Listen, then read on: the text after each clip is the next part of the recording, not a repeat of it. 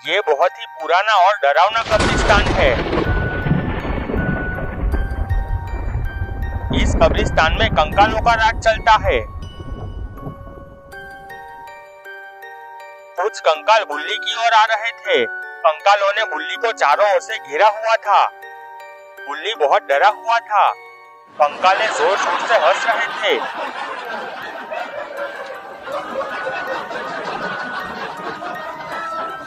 एक कंकाल ने दूसरे से कहा, अरे यार, हम बहुत दिनों से भूखे थे, आज हमें खाना मिलेगा।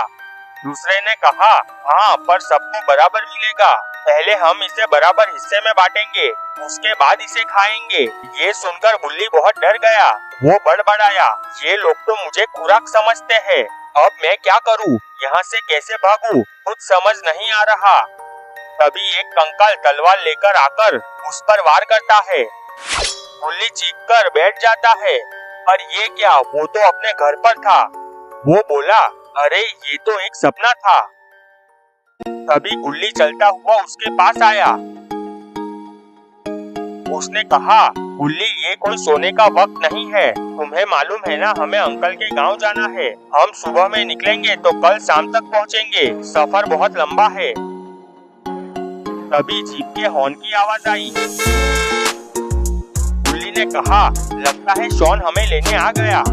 तुम अपना सामान जीप में रखो, तब तक मैं फ्रेश होकर तैयार हो जाता हूँ। बुल्ली ने सामान जीप में रख दिया। बुल्ली तैयार हो गया।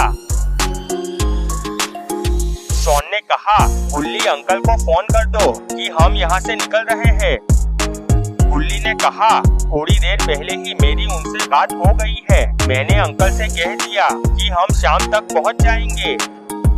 शॉन ने कहा, ठीक है, चलो चलते हैं। सब जीप में बैठ गए।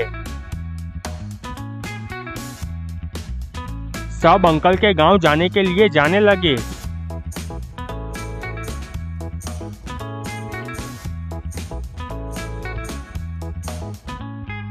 बहुत देर तक जाते जाते रात हो गई थी। जीप घने जंगलों से जा रही थी। अचानक बुल्ली ने कहा, अरे शॉन, जरा संभल के। बुल्ली चीखा, नहीं। शॉन ने तुरंत जीप को ब्रेक मारी। जीप रुक गई। बुल्ली पीछे मुड़कर देखने लगा, पर वहाँ तो कुछ भी नहीं था। बुल्ली और शॉन ने कहा, क्या हुआ? इतनी जोर से क्यों चीखे? और पीछे क्या देख रहे हो? बुल्ली ने कहा, रात को मुझे एक सपना आया था। कुछ कंकाल मुझे मारकर खाना चाहते थे। अभी 2 कंकाल मुझे दिखे थे। उसे शॉन ने जीप से उड़ा दिया। बुल्ली और शॉन ने एक दूसरे के सामने देखा। बुल्ली ने कहा, बुल्ली, तुम आज से सपना देखना बंद करो। सपने कभी सच नहीं होते। बुल्ली ने कहा, तुम दोनों मानो या ना मानो, पर मेरे साथ कुछ गलत हो रहा है। लगता है शैतानी शक्तियों ने मुझे काबू कर लिया है। बुल्ली ने कहा, ये तुम्हारा वहम है, ऐसा कुछ नहीं है, तुम बैठे रहो। तभी शॉन ने कहा, वो देखो। थोड़े दूर जंगल में रोशनी दिख रही थी। शॉन ने कहा, चलो वहाँ जाकर देखते हैं कि क्या है। तभी बारिश शुरू हो गई। बुल्ली ने कहा, हाँ शॉन, वैसे भी रात हो चुकी है और बारिश भी शुरू हो गई है। वैसे भी हमें रात कहीं तो बितानी होगी। चलो वहाँ चलकर देखते हैं। शॉन ने जीप आगे बढ़ाई।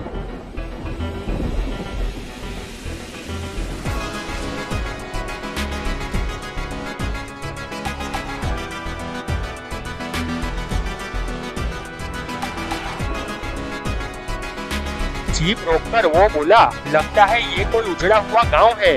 यहाँ चारों ओर सन्नाटा है और कोई दिख भी नहीं रहा। चलो हम उस घर के पास जाते हैं और आवाज लगाते हैं, शायद कोई हो और हमें मदद मिल जाए। तीनों चलते हुए घर के दरवाजे के पास गए। शॉन और बुल्ली बोलते हैं, अरे कोई है, घर के अंदर कोई है क्या? अगर हो तो बाहर आओ। घर का दरवाजा खुला। सामने एक औरत खड़ी हुई थी। दिखने में बहुत ही मासूम दिख रही थी।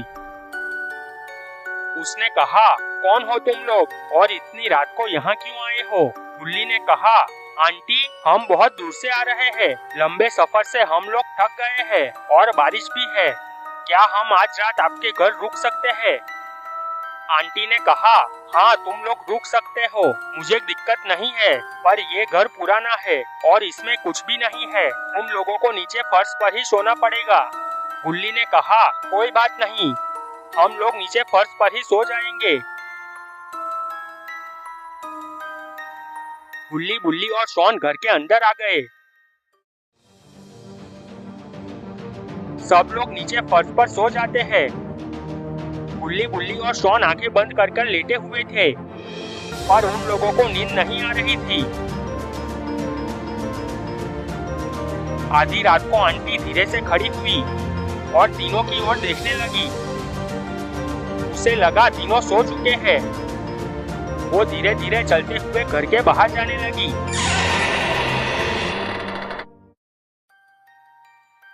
दरवाजा खुलने की आवाज सुनकर गुल्ली, बुल्ली और शॉन ने आंखें खोल दी। तीनों ने आंटी को बाहर जाते हुए देखा। तीनों खड़े हो गए। शॉन ने कहा, इतनी रात को ये आंटी घर के बाहर कहाँ जा रही है?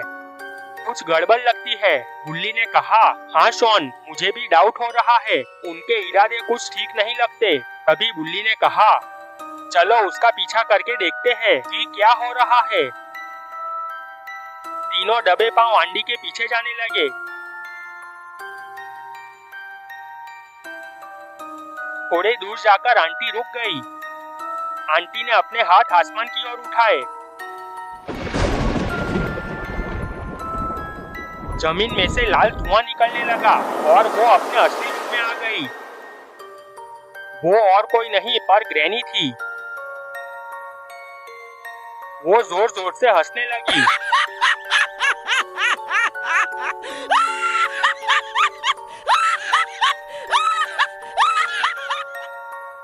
गुल्ली, बुल्ली और शॉन ये देखकर डर गए। शॉन ने कहा, अरे यार, ये तो मायावी औरत है। उसने हमें उसके घर रात रुकने को कहा था। क्या वो हमें फंसाना चाहती है? लगता है वो हमें बड़ी मुसीबत में डालने वाली है। गुल्ली ने कहा, लगता तो ऐसा ही है, लेकिन वो हमें क्यों फंसाएगी? हमने उसका क्या बिगाड़ा है?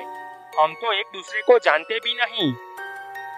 शॉन ने कहा, बात तो तुम्हारी सही है, हमने उसका कुछ नहीं बिगाड़ा, लेकिन ये मायावी और काले जादू वालों को इसे कुछ लेना देना नहीं होता। गुल्ली ने कहा, अब हमें क्या करना है? गुल्ली ने कहा, अब हमें शांत रहना है, डरना नहीं है, देखते हैं उसका इरादा क्या है।